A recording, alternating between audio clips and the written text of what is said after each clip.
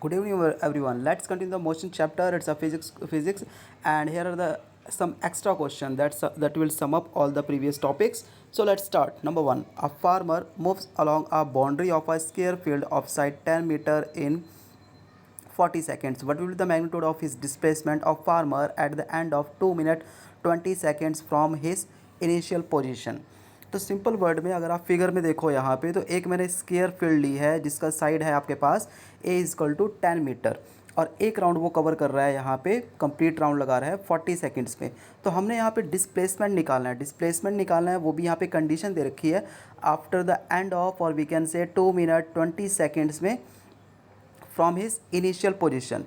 So in the solution here you can check initial position starting point मैंने A लिया है और A से वो एंटी क्लॉकवाइज डायरेक्शन में जा रहा है. It means that B C D then A, और यहाँ पर उसका एक राउंड कंप्लीट हो जाएगा. तो first of all total time taken it's 2 minute 20 seconds. मैंने इसे कन्वर्ट कर दिया यहाँ पे सेकेंड्स में.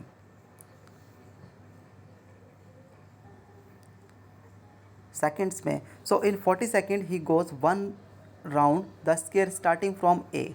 तो इसमें आप चेक करो कि एक राउंड वो 40 में कंप्लीट कर रहा है, नेक्स्ट राउंड वो आपके पास 80 में कंप्लीट करेगा, थर्ड राउंड वो कंप्लीट करेगा 120 सेकेंड्स में. अब बचे आपके पास 20 सेकेंड्स, 120 प्लस 20 140 टोटल हो जाएगा, यानी कि हाफ जर्नी कवर कर रहा है. तो ए से लेकर वो सी तक पहुंच जाएगा, और सी उसका फाइनल पोजीशन होगी, और इनिशियल पोजीशन क्या है ए. तो a c, and we know that displacement is the shortest path between initial and final position. ठीक है, तो शॉर्टेस्ट पाथ आपका आ गया आपके पास ए से सी. अब हम डिस्प्लेसमेंट कैलकुलेट करेंगे, और डिस्प्लेसमेंट कैलकुलेट कैसे होगा इसमें, if you check this is now a triangle ABC and it is a right angle triangle, so apply the Pythagoras theorem, which is hypotenuse square is equal to perpendicular square plus base square, and it is AC is equal to under root AB square plus BC square. और इसमें आपके पास side 10 और 10 दे रखी है. After calculating we get 10 under root 2 and the value of under root 2 it is 1.414. after calculating we get 14.14 meter. So it is a net displacement after completing the journey. So it is the all about the displacement question, and keep in mind displacement is the shortest path between initial and final point. Next, second question, which of the following is true for displacement? Displacement is the shortest path between initial and final point. Number one, it cannot be zero. It is false because displacement can be zero, positive and negative. Displacement आपका zero भी हो सकता है, और किस case में होगा आगे मैं एक और एक्सप्लेन करूंगा, यहाँ पे थर्ड क्वेश्चन में आएगा. And next one, it's magnitude is greater than distance travelled by the object. It is again false because displacement can be equal to और लेस देन डिस्प्लेसमेंट. अब इक्वल टू का case मैंने यहाँ पे explain कर रखा है. तो इक्वल टू के केस में आपके पास distance equal to displacement in case of straight line path. अगर आप एक स्ट्रेट लाइन पाथ ड्रॉ करते हो, यहाँ पे कोई भी स्ट्रेट लाइन ड्रॉ की है, so it's initial point is A and final point is B. If you are calculating the distance, it is the total length of the path. Distance is total length of the path, it is A to B. और displacement में आपके पास short initial point भी A है और final point भी B आ जाएगा. It means that both are equal. Now the third question is important here, and the third question is an object has moved through a distance, can it have zero displacement? If yes, support your answer with an example. So here is the example here. Yes, it has zero displacement. अब मैंने यहाँ पे zero displacement का case लिया because displacement as we know it is a vector quantity and it may be zero, positive और negative. तो यहाँ पे जीरो डिस्प्लेसमेंट के केस को मैंने एक्सप्लेन किया. When a person moves in a circular path reaches his initial position. तो इसका जो स्टार्टिंग पॉइंट है वो ए है, ए से वो जर्नी स्टार्ट कर रहा है. Again it is reaches as a point A. So starting point is A and ending point is A. So displacement यानी कि शॉर्टेस्ट पाथ वो ए से स्टार्ट कर रहा है, ए पे पहुंच रहा है. It means that net displacement is zero.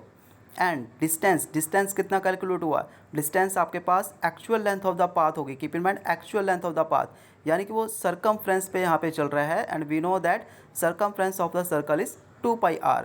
So here we have displacement, it is 2 pi r and distance is 0. Next one question we have here, question number 5. Under what condition is the magnitude of average velocity of an object equal to its average speed? So in the answer, magnitude of average velocity is equal to the magnitude of average speed if the body moves in a straight line path. Straight line path पे आपके पास average velocity और average speed दोनों ही same होंगे. और what is the difference between velocity and speed. So आगे मैं एक और क्वेश्चन में इसको एक्सप्लेन करूँगा क्या होता है यहाँ पे स्पीड और वेलोसिटी में बेसिक डिफरेंस क्या है. Next one question number 6. What is the odometer of an automobile measures? It is distance traveled by the body. If you check in the car or in the even in the bike, you get two types of meter are there. One is odometer, second is speedometer. So in the comment box you have to tell me the what is the speedometer measures. Seventh question, what does the path of an object look like when it is in a uniform motion? तो uniform motion ये मैंने पहले भी graph के through explain किया है. Uniform motion में आपके पास क्या होता है, constant speed. In simple words अगर आपसे कोई पूछे यहाँ पे यूनिफॉर्म मोशन में क्या होता है, तो यूनिफॉर्म मोशन जिसमें स्पीड आपके पास कांस्टेंट रहती है, यानी कि एक्सीलरेशन ज़ीरो होगा. वो जिस स्पीड से इनिशियली चल रहा है फाइनल में भी उसकी स्पीड सेम ही होगी. अगर आप इसका ग्राफ चेक करोगे तो ग्राफ आपके पास कैसा, graph is like this. It is a graph between distance and time, or we can say distance time graph, and here we see the straight line. So आपके पास हर case में जब भी uniform motion का case आएगा उसमें straight line ही होगा इसमें. If I से for the rest state then the line it is parallel to the time axis. It is a line parallel to the time axis. In this case it is in the rest motion. Next question, as I told earlier, it is the numericals. तो मैंने physics में कहा था आपके पास concepts होंगे, concepts मैं clear कर ही रहा हूँ. अब आपके पास आ गया न्यूमेरिकल. आगे भी एक दो न्यूमेरिकल्स हैं वो मैं एक्सप्लेन करूँगा इन्हें, और इसके बाद हम फिर डेरिवेशंस की ओर चलेंगे. Derivations in which we prove the formulas in the. So here first of all let's talk about the numericals. During experiment from a spaceship reached the ground station in 5 minutes. What was the distance of the spaceship from the ground station? The signal travels at the speed of light, that is 3 into 10 to the power 8 meter per second. So first of all, from any numerical, first of all you have to check what is given. So first time is given, it is a 5 minute, and convert this 5 minute into a seconds. अब एक conversion हम यहाँ पे करते क्यों हमने minute में क्यों लिया, क्योंकि आपके पास ऐसा यूनिट को फॉलो करना होता है. ऐसा यूनिट या what is SI unit of time, it is second. What is SI unit of velocity, it is metre per second. What is SI unit of distance, it is metre. So आपको पास second, metre और इनमें आपको convert करना होगा. And we know the formula here, speed equal to distance upon time. यहाँ पे हमने डिस्टेंस कैलकुलेट करना है, so speed into time. So fill the value of speed here, and the speed of light we know that is 3 into 10 to the power 8 into what is the time here, it is 300 second. After calculating we get 9 into 10 to the power 10 meter per second meter. So ninth question, when will you say a body is in uniform acceleration or non-uniform acceleration? It is the same case like a non-uniform motion or a non-uniform motion. As the distance as the object covers in equal distances in equal interval of time, it is said to be in a uniform motion. For the non-uniform motion, as the distance covers in unequal distances in unequal interval of time, it is said to be in a uniform motion. तो ये simple सी definition है, and I have explained earlier. Now the next two are the numericals. A bus decreases speed from 80 km per hour to 60 km per hour in 5 seconds. Find the acceleration of the bus. So आप एक simple देखो कि बस यहाँ पे 80 kilometre per our की speed से चल रही थी, उसने अपनी स्पीड को डिक्रीज़ कर दिया है 60 kilometre per our in 5 second. 5 second में उसने ब्रेक अप्लाई की, ब्रेक अप्लाई करते करते 80 से 60 हो गई उसकी स्पीड. अब हमने इसमें एक्सीलरेशन निकालना है. What is the acceleration of the bus, यानी कि वेलोसिटी किस रेट से चेंज हुई है. So first of all 80 kilometre per hour we write it as u. What is u here, it's a initial velocity. Initial velocity यानी कि starting की velocity जब ऑब्जर्व करनी स्टार्ट की तो 80 किलोमीटर थी, अब उसकी वेलोसिटी कितनी हो गई है 60 kilometre per hour. We take it as a final velocity, and the final velocity is noted by v, and the time is here 5 seconds. अब आप इसमें चेक करो, इसमें मैंने कन्वर्जन u और v जो आपके पास है, initial velocity is u and the final velocity आपके पास v है. मैं इसको मीटर पर सेकंड में भी कन्वर्ट कर सकता था। तो मीटर पर सेकंड में कन्वर्ट इसलिए नहीं किया क्योंकि आपके पास 2 कन्वर्जन हो जाती, यानी कि टाइम वेस्टेज है, इससे बढ़िया मैंने टाइम को चेंज कर दिया। सो टाइम को चेंज कर दिया मैंने आवर्स में, and we get here 1/720 hours. Now we know the formula of the acceleration, it is change in velocity upon time, so it is v minus u upon t, or we can say final velocity minus initial velocity upon time. So it is 60 minus 80, 1 upon 720. After calculating we get minus 14400 kilometre per hour square.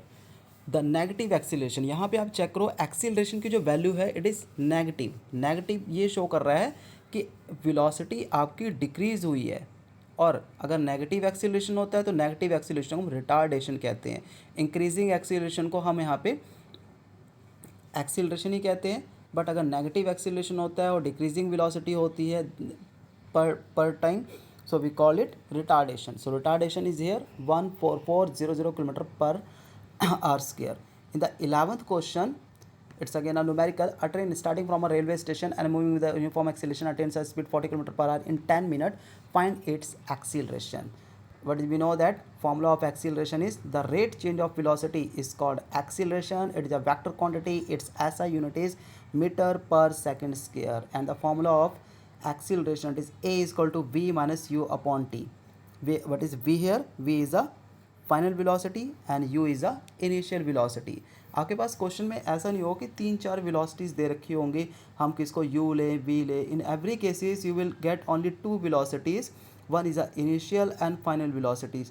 But in the question if you check what is given here, so यहाँ पे एक ही velocity दे रखी है 40 kilometre per our, तो इसे हम initial ले कि फाइनल ले।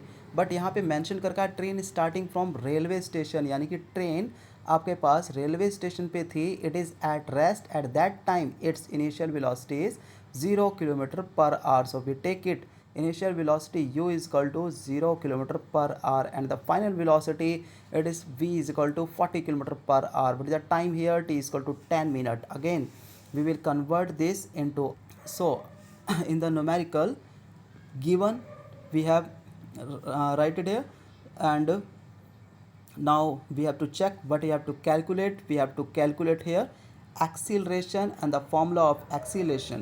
पहले हमने यहाँ गिवन लिखा, उसके बाद हमने चेक करना है कि हमने क्या फाइंड करना है, एक्सीलरेशन फाइंड करना है। Then we write the formula of acceleration a is equal to v minus u upon t by putting the value it's 40 minus 0 upon 1/6 after calculation, and we get 240 kilometre per hour square. So this is all extra questions, and in the next series we will do the derivations of equation of motion. We have 3 types of equation motion: v is equal to u plus at, s is equal to ut plus half at square, v square minus u square is equal to 2as, and all 3 derivations we will prove this with the help of graph. And the graph, keep in mind 2 points, slope of distance time graph, it will gives you speed, and slope of velocity time graph, it will gives you acceleration. One more point, that is area under the velocity time graph gives you distance covered by the body.